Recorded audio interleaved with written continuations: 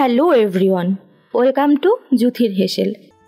আজ তৈরি করতে যাচ্ছি মজাদার ডেজার্ট আইটেম সুজির রসবড়া। আজকের এই সুজির রসবড়ার রেসিপিটা একটু স্পেশাল, কারণ এতে আমি একটি স্পেশাল ইনগ্রিডিয়েন্টস ব্যবহার করছি।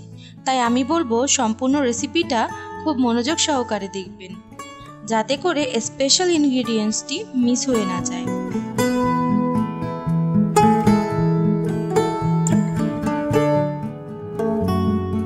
সুজির রসবড়া তৈরির জন্য প্রথমে দুধের শিরাটি তৈরি করে নিচ্ছি। এজন্য চুলায় প্যান বসিয়ে নিয়ে নিলাম 1 লিটার ফুল ক্রিম দুধ। এতে অ্যাড করছি 1 কাপ চিনি। এখন অপেক্ষা করব ফুটে ওঠা পর্যন্ত। ফুটে উঠেছে, এখন চুলার জাল একদম লো করে রেখে দিচ্ছি। সুজির বড়াগুলো তৈরি করে নিব। এজন্য নর্মাল টেম্পারেচারে থাকা 3টি ডিম নিয়ে নিচ্ছি। তাতে অ্যাড করছি 1 কাপ সুজির 4 ভাগের 3 ভাগ, অর্থাৎ অনুপাতটা হবে একটা ডিমে লাগবে মেজারমেন্ট কাপের 4 ভাগের 1 ভাগ সুজি। এখন ডিম ও সুজির মিশ্রণে আমি 1 চিমটি লবণ দিয়ে দিচ্ছি, আপনারা চাইলে স্কিপ করতে পারেন। ভালোভাবে উপকরণটা মিক্স করে নিচ্ছি। মিক্স করে নিয়ে সাথে সাথেই বড়াগুলো ভেজে নিব। সুজি বেশি হয়ে গেলে বড়াগুলো শক্ত হয়ে যাবে, তাই অনুপাতটা ঠিকমতো বুঝে দিবেন। আর 1 লিটার দুধের শিরায় 3টি ডিম ও মেজারমেন্ট কাপের 4 ভাগের 3 ভাগ সুজি একদম ঠিক আছে। এর থেকে বেশি সুজি ও ডিম দিয়ে যদি আপনি রসবড়াগুলো তৈরি করেন, সেক্ষেত্রে আবার 1 লিটার দুধটা কম হয়ে যাবে। তাই অবশ্যই বড়াগুলো শিরার অনুপাতটা বুঝে তৈরি করে নেবেন, যাতে কোনোভাবেই শিরাটা কম হয়ে না যায়। এমন ঘনত্বে আসলে বুঝবেন যে সব উপকরণগুলো ঠিকঠাক আছে এবং বড়াগুলো ভেজে নেওয়ার জন্য রেডি। আমি বড়াগুলো ভেজে নিচ্ছি। চুলায় প্যান বসিয়ে তেল দিয়ে হালকা গরম তেলে বড়াগুলো ভেজে নিব। চামচের সাহায্যে বড়াগুলো দিয়ে হালকা আঁচে 1 মিনিটের মতো ভেজে নিয়ে আমি কুসুম গরম দুধের শিরায় দিয়ে দিব।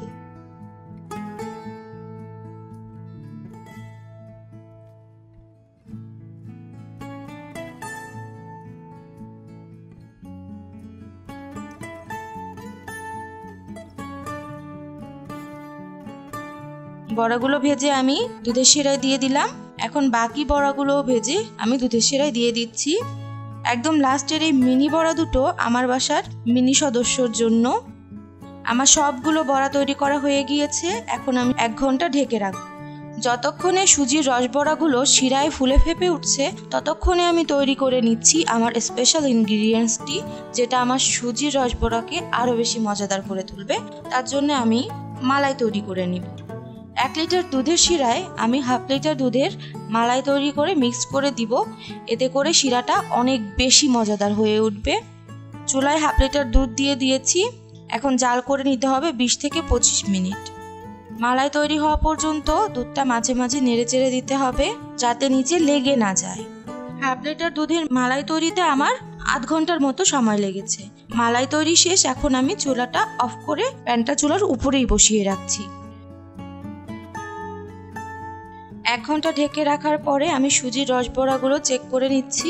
আপনারা অবশ্যই 1 ঘন্টা ঢেকে রাখবেন, আর যদি সময় থাকে তো 1 ঘন্টার বেশি রেখে দিবেন। এতে করে সুজির বড়াগুলো রস টেনে একদম ফুলে ফেপে উঠবে।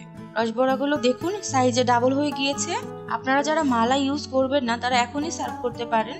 আর যারা মালাই ইউজ করবেন, তারা এ পর্যায়ে এসে মালাই অ্যাড করবেন। আমি মালাই অ্যাড করে দিচ্ছি। মালাইয়ে দিয়ে দিচ্ছি 2 টেবিল চামচ শিরা। এখন শিরাটা মালাইয়ের সাথে খুব ভালোভাবে মিক্স করে নিচ্ছি। মিক্স করার পরে এই মালাইটা আমি শিরার ভিতরে আস্তে আস্তে করে মিশিয়ে দিই।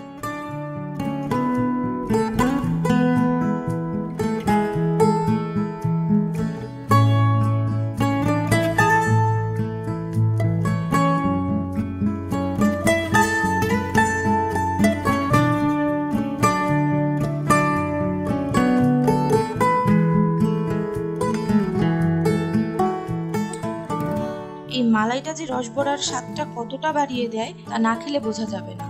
দেখুন কতটা সফট আর রসে টয়টুম্বুর এই সুজির রসবড়াগুলো। চটপট অতিথি আপ্যায়নে খুবই হেল্পফুল একটা রেসিপি সুজির রসবড়া। অবশ্যই ট্রাই করবেন। ভালো লাগলে কমেন্ট করে জানাবেন। সবাই সাবস্ক্রাইব করবেন আমাদের চ্যানেল, আমাদের পাশে থাকবেন। পাশে থাকতে অবশ্যই সাবস্ক্রাইব করে বেল আইকনটি প্রেস করবেন। আমাদের জন্য দোয়া করবেন। ভালো থাকবেন। শুভ বিদায়।